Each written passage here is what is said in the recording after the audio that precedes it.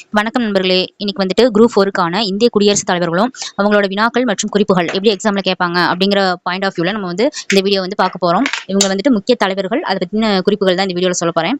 First பாத்தீங்கன்னா, இந்தியாவின் முதல் குடிமகன், முதல் குடியரசுத் தலைவர் யாருன்னு கேட்டாங்கன்னா டாக்டர் ராஜேந்திர பிரசாந்த். ஓகேவா?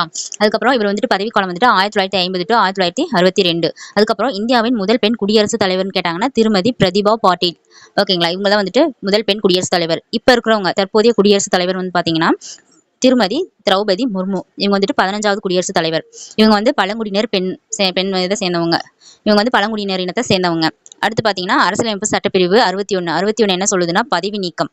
ஓகேங்களா? அந்த சட்டப்பிரிவு பதவி நீக்கத்தை பத்தி சொல்லுது. அதுக்கப்புறம் அவசர நிலை பிரகடனம் 352, 356, 360. இது வந்துட்டு அவசர நிலை அறிவிப்பு அதிகாரம் நாடாளுமன்றத்தால் நீக்கப்படும் வழிமுறை. இதை வந்துட்டு நம்ம போன வீடியோலயே பார்த்தோம். இப்போ இதில் வந்து சொல்லியிருக்கிறது வந்துட்டு ஒரு 4 பாயிண்ட் சொல்லியிருக்கேன். இதை நல்லா பார்த்துக்கோங்க.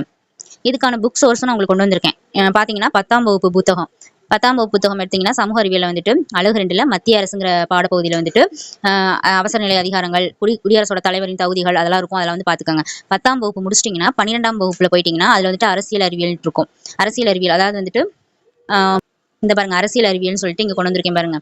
தொகுதி 1 இது வந்துட்டு கலைப்பிரிவு ஆர்ட்ஸ் குரூப் படிச்சவங்கள்ட்ட அந்த புக்ல ஆர்ட்ஸ் புக் படிக்கிறாங்களா, எக்கனாமிக்ஸ் படிக்கிறாங்கல்ல, அந்த புக்ல வந்துட்டு அரசியல் அறிவியல்னு சொல்லிட்டு அதுல இருக்கும் குடியரசுத் தலைவர் பத்தி தகுதிகள், பதவிகள், அதிகாரங்கள் அதெல்லாம் அதுல இருக்கும். 10th முடிச்சிட்டிங்கன்னா 12th போய் படிங்க.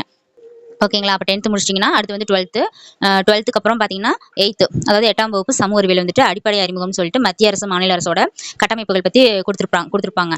அப்போ நீங்கள் மெயினாக பார்க்க வேண்டியது வந்துட்டு 10ஆம் வகுப்பு தான் மெயினாக பார்க்கணும். அதுதான் ரொம்ப ரொம்ப முக்கியம். அதில் இருக்கக்கூடிய ஆர்டிகல்ஸ், பவர்ஸ், குவாலிஃபிகேஷன்ஸ் இதை வந்து முடிச்சிட்டிங்கன்னா அதுக்கப்புறம் 12th பாருங்க, அதுக்கப்புறம் 8th பாருங்க. ஓகேங்களா? இதை பார்த்தீங்கன்னா இப்போ குடியரசுத் தலைவரோட எந்த கேள்வி வந்தாலுமே நம்ம வந்து அட்டன் பண்ணிடலாம். Okay friends, thank you.